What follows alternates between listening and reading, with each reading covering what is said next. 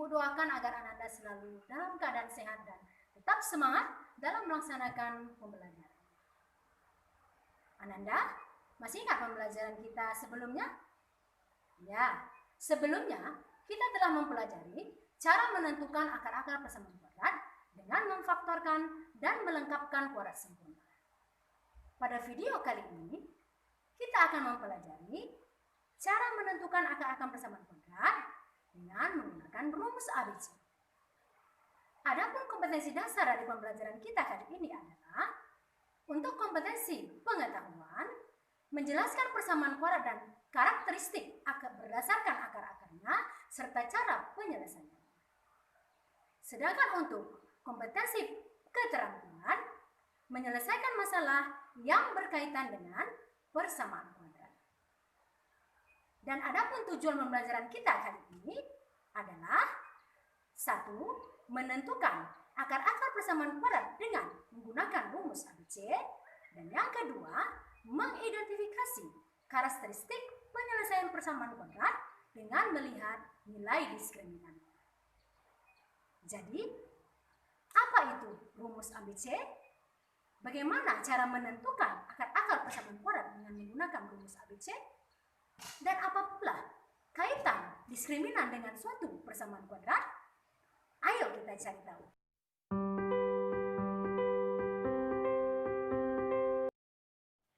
Baiklah Ananda, seperti yang sudah kita pelajari sebelumnya, bahwa suatu persamaan kuadrat memiliki bentuk umum ax kuadrat ditambah bx ditambah c sama dengan 0. Dari bentuk tersebut, terlihat bahwa suatu persamaan kuadrat memiliki nilai-nilai yaitu A, B, dan C.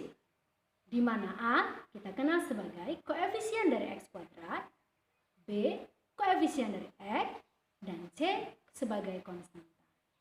Nah, nilai-nilai A, B, dan C inilah nanti yang akan dirumuskan menjadi suatu rumus yang nantinya dapat kita gunakan untuk menentukan akar-akar suatu persamaan kuadrat.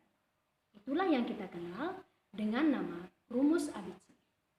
Adapun rumus ABC dapat dinyatakan sebagai X1 dan X2 sama dengan negatif B tambah kurang akar dari B kuadrat dikurang 4AC per 2.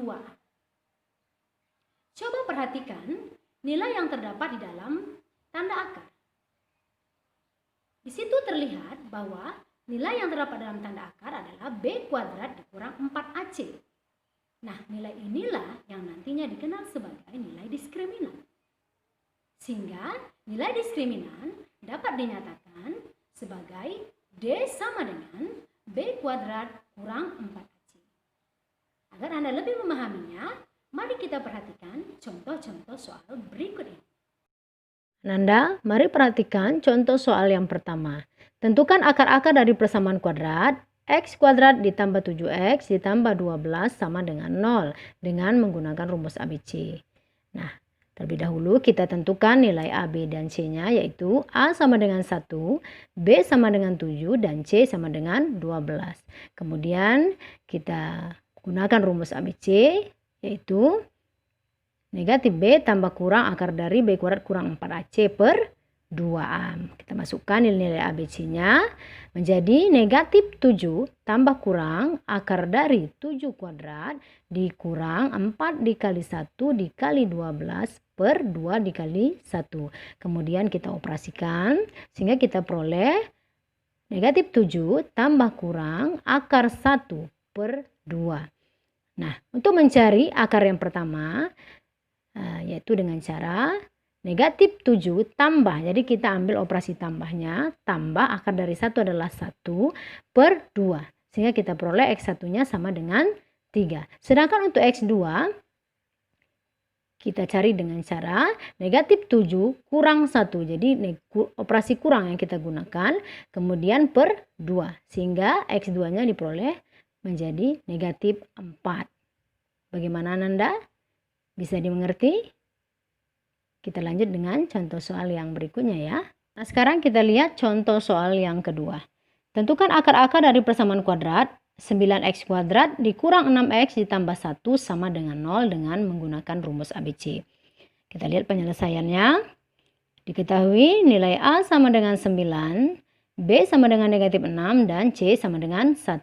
Kemudian nilai-nilai ini kita masukkan ke dalam rumus ABC, sehingga kita peroleh negatif 6 tambah kurang akar dari negatif 6 kuadrat dikurang 4 dikali 9 dikali 1 per 2 dikali 9. Ini tolong diperhatikan Ananda, ada negatif 6. Nah, itu kenapa ada 2 negatifnya? Karena negatif pertama adalah memang ada pada rumus. Yang kedua adalah negatif 6 di sini adalah memang nilai dari B-nya itu adalah negatif, bernilai negatif. Kemudian kita peroleh hasilnya menjadi 6 tambah kurang akar 0 per 18. Artinya kita cari X1-nya sama dengan 6 ditambah. Jadi kita gunakan operasi tambah terlebih dahulu. Akar 0 itu 0 per 18 sehingga X1 sama dengan 1 per 3. Nah, sekarang kita cari untuk X2-nya. X2 sama dengan 6 dikurang 0. Nah, jadi kurangnya kita gunakan per 18 sehingga dihasilkan X2 sama dengan 1 per 3. Nah, terlihat bahwa X1 dan X2-nya sama ya, atau kembar. Sehingga dapat kita katakan bahwa persamaan kuadrat ini hanya memiliki satu akar. Oke Ananda, kita lanjut untuk contoh soal yang ketiga. Tentukan akar-akar dari X kuadrat ditambah 3X ditambah 4 sama dengan 0 dengan menggunakan rumus ABC. Nah, diketahui A sama dengan 1, B sama dengan 3, dan C sama dengan 4. Kemudian kita masukkan ke dalam rumus ABC, nilai-nilai ABC-nya. Sehingga kita peroleh negatif 3 tambah kurang akar dari 3 kuadrat dikurang 4 dikali 1 dikali 4 per 2 dikali 1. Kemudian kita selesaikan operasinya sehingga hasil akhirnya kita lihat negatif 3 tambah kurang akar negatif 7 per 2. Nah, di sini terdapat akar negatif 7. Di dalam matematika, yaitu jenis-jenis bilangan, bilangan yang seperti ini disebut sebagai bilangan imajiner.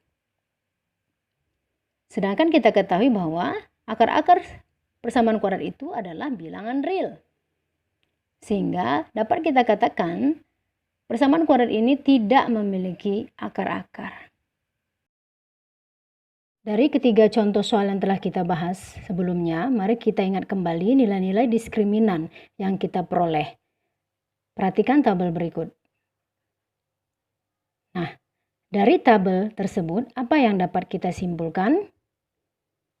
Ternyata, nilai diskriminan dapat menunjukkan karakteristik atau bentuk-bentuk dari akar-akar suatu persamaan kuadrat.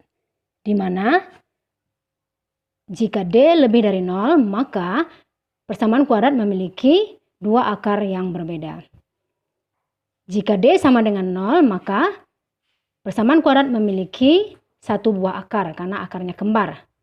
Dan jika D kurang dari 0, maka persamaan kuadrat itu tidak memiliki akar.